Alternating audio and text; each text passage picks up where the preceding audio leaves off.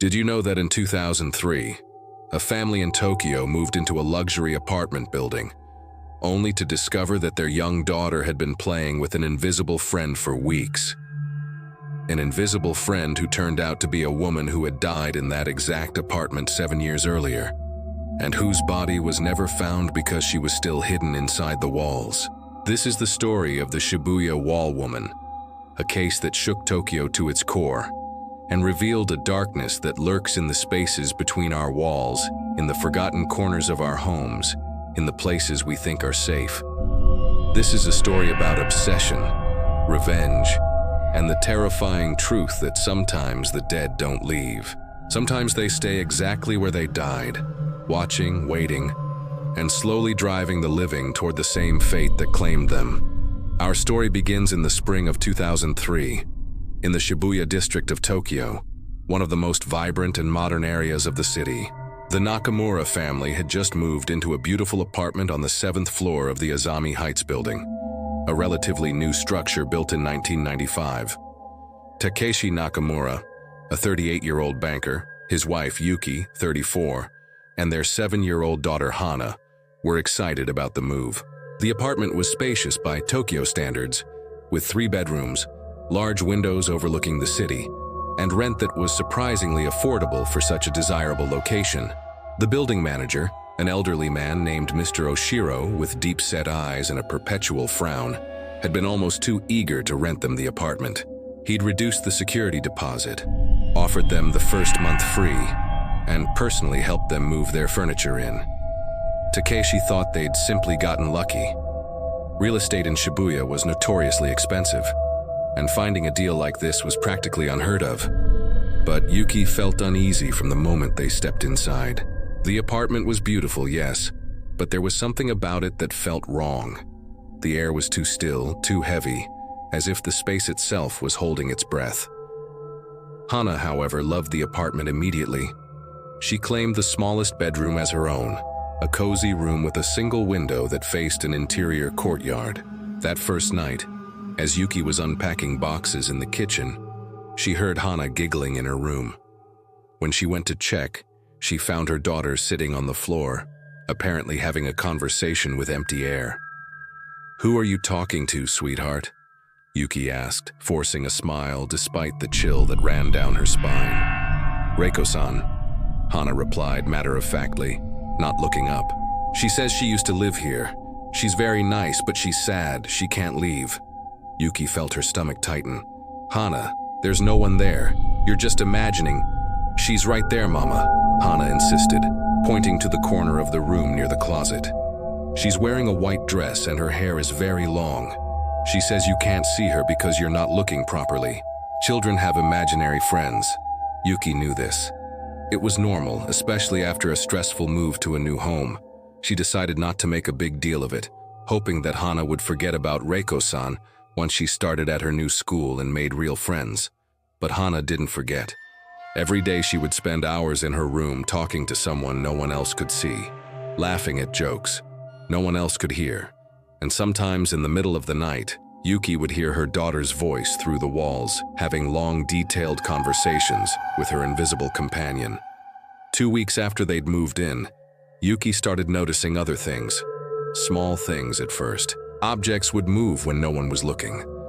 She'd place her keys on the kitchen counter, turn around for a moment, and find them across the room on the dining table.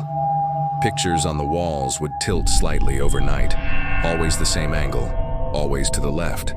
And there was a smell, faint but persistent, that seemed to come from inside the walls themselves. It was a sickly sweet odor, like flowers left too long in stagnant water, mixed with something else, something organic and decaying that made her gag when she got too close to certain parts of the apartment. The smell was strongest near Hana's bedroom closet. Takeshi dismissed Yuki's concerns.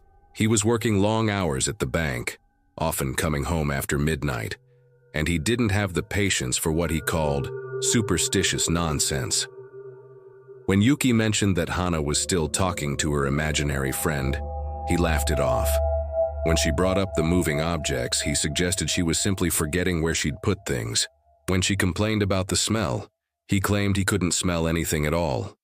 But Yuki knew something was wrong.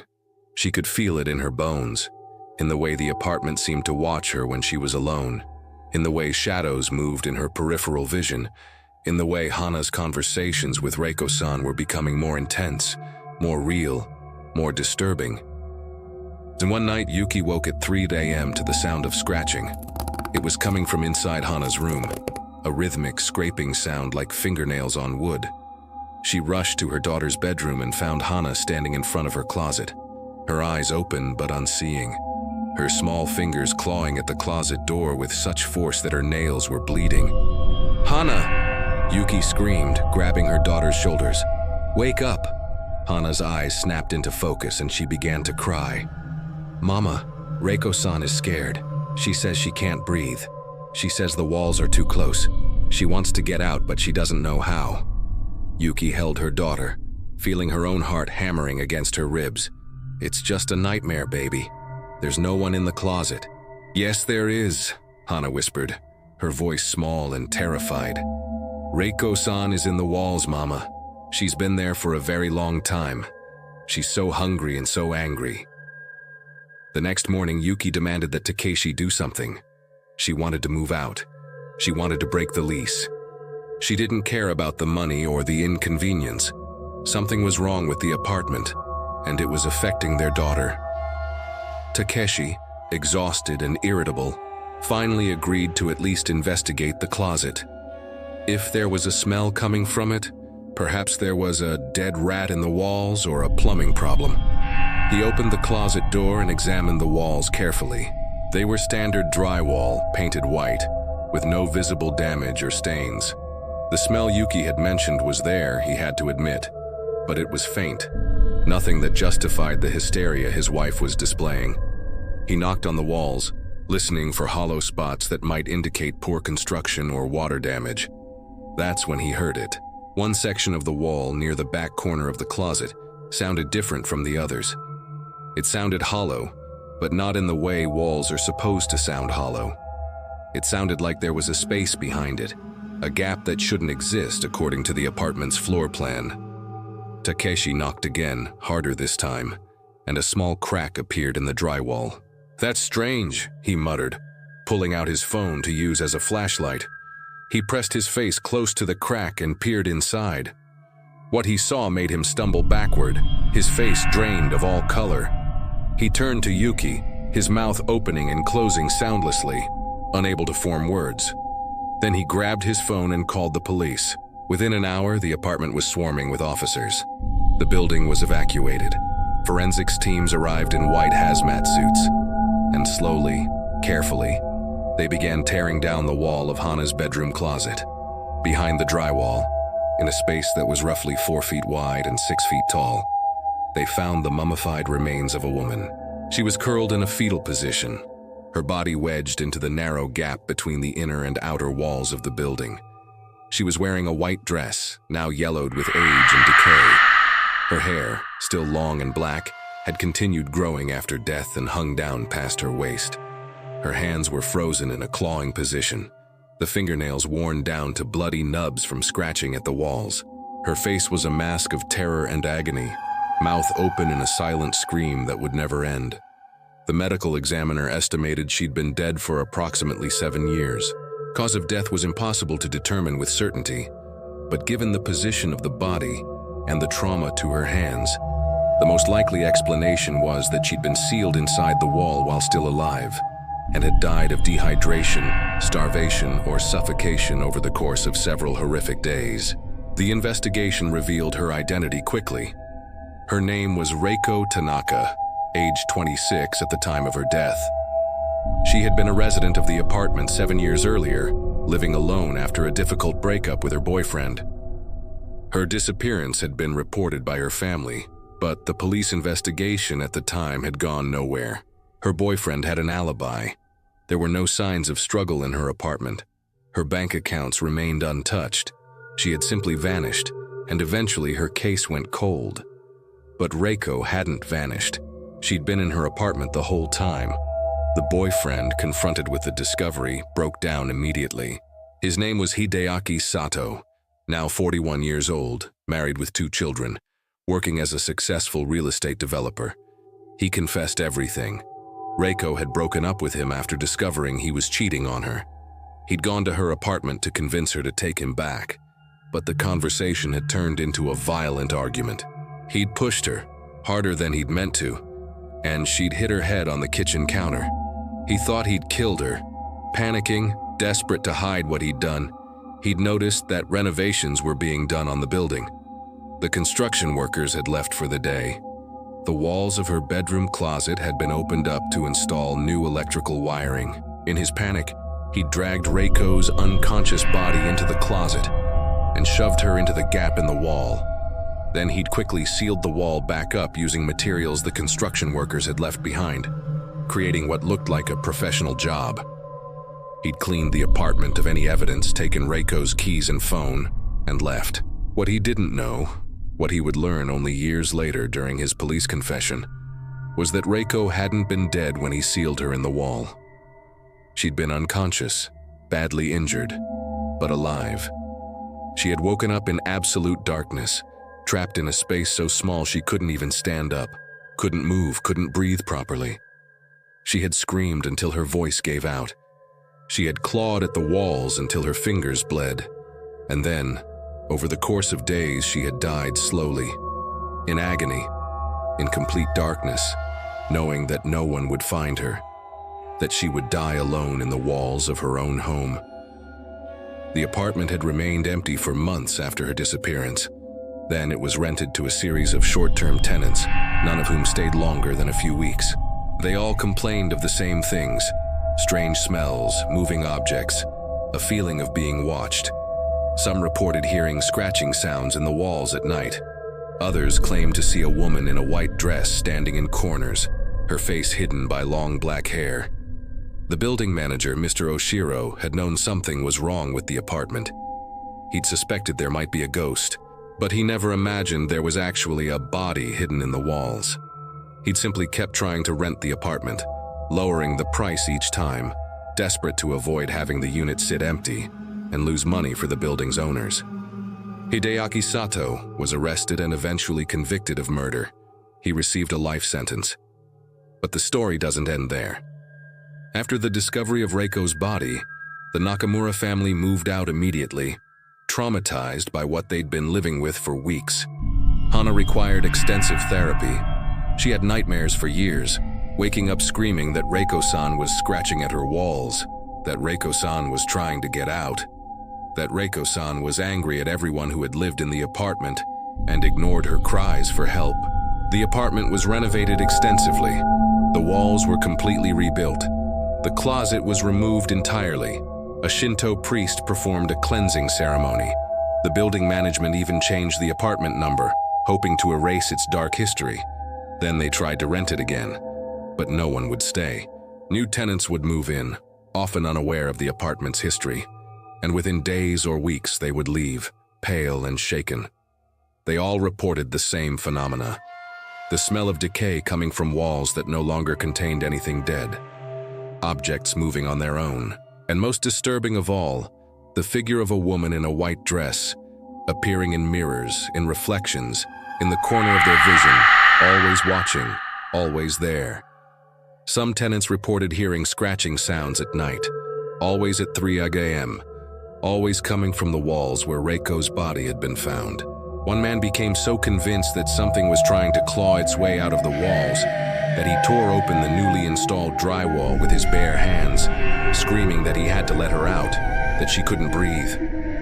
He was committed to a psychiatric facility. A young woman who lasted 3 weeks in the apartment before fleeing reported that she would wake up every night to find long black hairs on her pillow, though she herself had short brown hair. The hairs kept appearing, more and more each night, until her entire bed was covered with them. DNA testing revealed the hairs belonged to Reiko Tanaka. The apartment has been empty now for over 15 years. The building management gave up trying to rent it. They can't legally tear down just one apartment without demolishing the entire building, and the other units are occupied and generating income. So apartment 701 just sits there, empty and waiting, a dark presence in an otherwise normal residential building. Urban explorers and paranormal investigators have tried to gain access to the apartment over the years. The building management refuses all requests, but occasionally people who live in the adjacent apartments report hearing sounds through the walls, scratching sounds, footsteps, and sometimes late at night they hear crying, a woman's voice sobbing quietly and hopelessly, the sound of someone who has been forgotten, abandoned, left to die alone in the dark. There are reports from tenants on the floor above apartment 701 that sometimes, when they look down at their floor, they can see wet footprints appearing on the carpet, as if someone invisible is walking through the hallway. The footprints always lead to the door of apartment 701, and then they stop. Last year, a new family moved into apartment 702, right next door to the cursed apartment. They have a young daughter, about 8 years old. Within a week of moving in, the mother heard her daughter talking to someone in her room. When she asked who the child was talking to, the daughter said, "The sad lady from next door. She comes through the wall sometimes. She says she's lonely. She says she wants to play." The family moved out 3 days later. The apartment management is now struggling to keep the adjacent units occupied. People are starting to whisper that the curse is spreading, that Reiko's anger has grown beyond the walls that contained her, that she's reaching out to the living, trying to make them understand what she went through, trying to share her suffering with anyone unfortunate enough to live near where she died. Some paranormal researchers believe that Reiko Tanaka's spirit is trapped in a loop, endlessly reliving her final days of agony, scratching at walls that no longer contain her body, crying out for help that will never come. Others believe something darker, that Reiko is not trying to escape at all, but rather trying to bring others into her prison, to make them feel what she felt, to ensure that she will never be alone in the dark again. Hana Nakamura, now a young woman in her 20s, has never fully recovered from her weeks in apartment 701. She still has nightmares about Reiko-san, but more disturbing, she claims that Reiko never really left her. In interviews with paranormal investigators, Hana has stated that she sometimes still sees Reiko, even though she lives hundreds of miles away from Tokyo now. She sees her in mirrors. She sees her standing in the background of photographs. She sees her reflection in windows at night. "She's not angry at me," Hana says. "She knows I tried to help her, but she's angry at everyone else. She's angry at the world that forgot about her, that let her die alone. And she's waiting." "Waiting for what?" the investigators asked. Hana's response was chilling. "For someone who deserves to take her place." The building that contains apartment 701 is still standing in Shibuya, still occupied, still a normal part of Tokyo's urban landscape. If you were to walk past it, you would never know its dark history. You would never know that inside one of those windows, behind one of those doors, is a space where a woman died in agony, where her spirit may still linger trapped between the walls and the world of the living. The current building manager, a young man who took over after Mr. Oshiro retired in shame, receives occasional inquiries about apartment 701, sometimes from people who don't know its history, attracted by the surprisingly low rent listed on real estate websites, sometimes from paranormal enthusiasts who want to experience the haunting firsthand. He turns them all down. The apartment, he says, is not available. It will never be available again. But here's what he doesn't tell anyone, what he discovered only 3 months after taking the job. Late at night, when the building is quiet and he's doing his rounds, he sometimes hears sounds coming from inside apartment 701, despite the fact that the apartment is empty, despite the fact that no one has a key except him, despite the fact that the door is locked and the windows are sealed. He hears sounds, footsteps pacing back and forth, objects being moved, and sometimes the unmistakable sound of someone scratching at the walls from the inside, desperate and frantic, the sound of fingernails wearing down to nothing against unyielding drywall. He's never gone inside to investigate. He's never told anyone about what he hears. He just walks past apartment 701 as quickly as possible, avoiding eye contact with the door, as if the apartment itself might notice him looking and decide to reach out. Because he knows, though he would never admit it to anyone, that the apartment isn't really empty at all. Something is still living there, or perhaps something that can no longer be called living, but refuses to stop existing. Something that is waiting, patient and angry, for the day when someone finally opens that door and steps inside. And maybe that day is coming soon, because last week, the building's owners informed the management that apartment 701 must be put back on the market. They can't afford to lose the income anymore. The economic situation is difficult. They need every unit generating revenue. They don't care about the stories or the superstitions.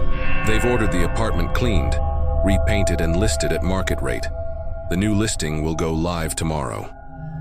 And somewhere, behind the locked door of apartment 701, in the space where Reiko Tanaka's body slowly decayed over 7 long years, something is waiting for the next tenant to arrive. So here's the question that nobody can answer. The question that keeps the building manager awake at night. The question that haunts Hana Nakamura in her nightmares. When someone finally moves into apartment 701 again, when they unpack their boxes and arrange their furniture and settle into their new home, when they wake up at 3 a.m. to the sound of scratching in the walls, will they be strong enough to leave before it's too late? Or will they become like Reiko, trapped in a space between life and death, scratching at walls that no one will tear down, crying out for help that no one will give, slowly becoming another ghost in the walls of Shibuya, forgotten by everyone except the next tenant who moves in and discovers that their new apartment comes with a previous occupant who never really left. And if you ever find yourself in Tokyo, looking at apartments in Shibuya, and you see a listing that seems too good to be true, a beautiful apartment with low rent and immediate availability in one of the most expensive neighborhoods in the city, ask yourself this: why is it so cheap? Why is it available when everything else is taken? What happened there that makes the owner so desperate to find a tenant that they'll offer deals no sane landlord would offer? Because sometimes, the best deals come with the highest price. And sometimes that price is paid, not in money but in sanity, in sleep, in the slowly growing certainty that you are not alone in your home, that something is watching you from the walls, that something is waiting for the moment when you're vulnerable and afraid to scratch its way into your life and make you understand exactly what it's like to die slowly, forgotten, trapped in the dark spaces between the walls where no one can hear you scream. How do you know the walls of your own home are solid? How do you know there's nothing behind them, waiting,